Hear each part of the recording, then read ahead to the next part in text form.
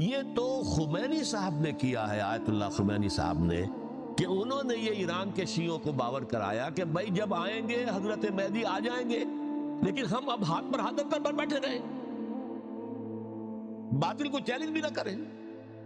हमें कुछ तो करना चाहिए, वो हाथ पांव हिलाने चाहिए और कुछ नहीं तो मेहदी का रास्ता जो है साफ करना चाहिए, तमहीद करनी चाहिए, उनके रास्ता हमवार किया जाए। तो ये उनकी बड़ी अजमत है आयतुल्लाह खुमैनी साहब की, कि अहले तशय्यो ईरान के जो है उनसे उन्होंने ये बात मनवा ली